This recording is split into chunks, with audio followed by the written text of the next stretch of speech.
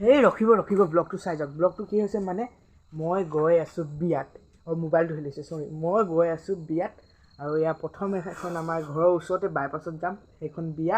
তাৰপিছত সেইখন বিয়াৰ পৰা আহি আকৌ মানে ব্ৰাত যাম ছোৱালী আনিবলৈ। চ' সেইটো ক'ত যাওঁ ব্লগটো চাই থাকিলেই গম পাব। সেইটো কাৰণে কৈছোঁ ৰখিব ব্লগটো শেষলৈকে চাব। চ' মই পৰিধান কৰা বস্ত্ৰটো হৈছে এটা সাধাৰণ চাৰ্ট আৰু এয়া জিন্স পেণ্ট আৰু মোৰ 300 টকীয়া এটা চেণ্ডেল। চ' এইখিনিয়ে বস্তু পৰিধান কৰিছোঁ কাৰণ এইফালে বৰষুণ দিছে, যদি পৰি যাওঁ তো অৱস্থা বেয়া হৈ যাব। তো প্ৰথমে ইয়াত বিয়াটো খাই আহোঁ, তাৰপিছত আকৌ বস্ত্ৰ পৰিধানটো চেঞ্জ কৰিব লাগিব। তো ব'লক আজিৰ বিয়া ব্লগ আৰম্ভ কৰোঁ।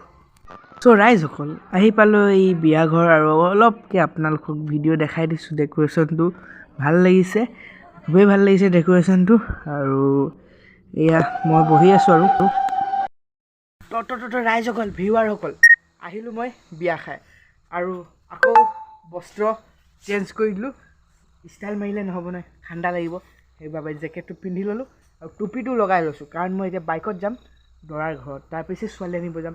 ত' ঠাণ্ডা লাগিব নাই, আগতে স্মাৰ্ট হৈ গৈছোঁ, সেইটো কাৰণে টুপি পিন্ধি লৈছোঁ আৰু পেণ্টটো এইটো ল'লোঁ আজি নতুনকৈ লৈছোঁ আৰু জোতাটো পৰিধান কৰি ল'লোঁ। তো এতিয়া মোৰ বস্ত্ৰ আৰু কাপোৰ চাই কেনেকুৱা লাগিছে নাজানো, কমেণ্ট কৰি জনাব। আৰু অলপ দেৰি পিছত টুপিটো খুলি ক'ম কেনেকুৱা লাগিছোঁ। চ' ছোৱালী অনা ব্লগ আৰম্ভ কৰোঁ।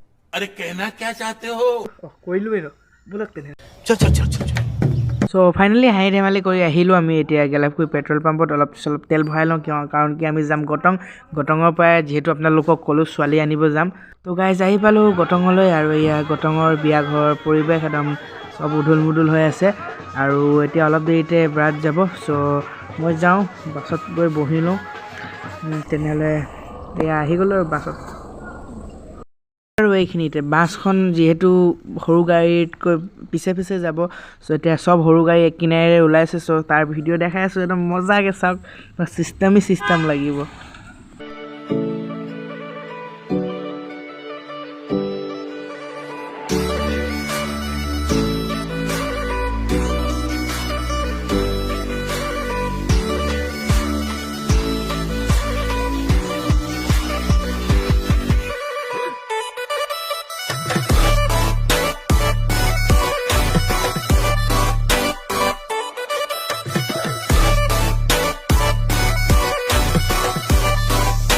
আৰু গাইজ এইখিনিতে বিয়াত আহিছোঁ আৰু ফূৰ্তি নকৰিলে কেনেকৈ হ'ব বাৰু কওকচোন।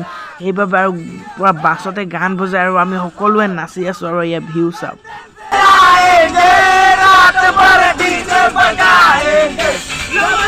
এনেকেই নাচি ঠাণ্ডা দিনতো একদম ঘামি যোৱাকৈ ভাগৰি গৈছোঁ আৰু এয়া এই বাছৰ একদম কাষতে বহি আছোঁ একদম ঠাণ্ডা বতাহ পাবলৈ। তো বহুত ভাগৰিলোঁ। তো ফাইনেলি গাইজ আমি এতিয়া বিয়া ঘৰ পাই গ'লোঁ আৰু বাছৰ পৰা নামিলোঁ আৰু এতিয়া গৈ আছোঁ তো ব'লক।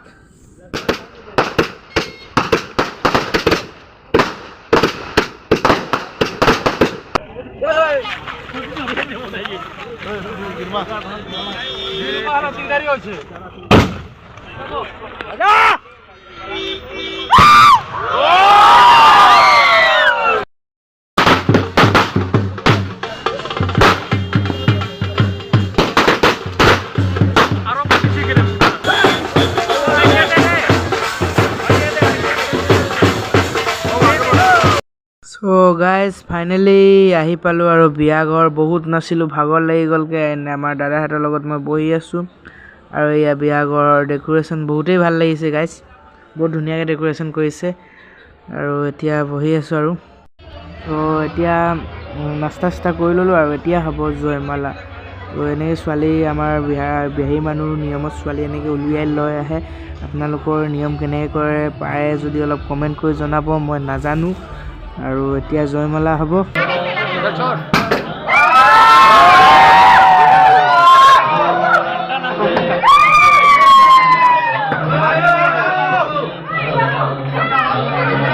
এতিয়া প্ৰায় বাজিছে 2:30মান আৰু একদম মই টোপনিত আৰু ক'বই নালাগে আৰু এইফালে বিয়া হৈ আছে আৰু চকীত বহি মানে টোপনি আৰু গৈ আছোঁ। চ' এতিয়া আৰু কিমান টাইম লাগে বিয়া শেষ হ'বলৈ নাজানো, বাট বহি আছোঁ আৰু।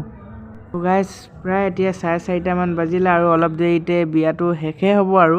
তো তো এতিয়া মই যাওঁ আৰু ঘৰলৈ নাই পোৱা আৰু টোপনি ক্ষতি কৰিবলৈ চ' আৰু এতিয়া মানে বাছখনো যাব তো সেইবাবে একেবাৰে ওলাই যাওঁ আৰু ডাইৰেক্ট গৈ আৰু আমি বাইপাছত নামি দিম আৰু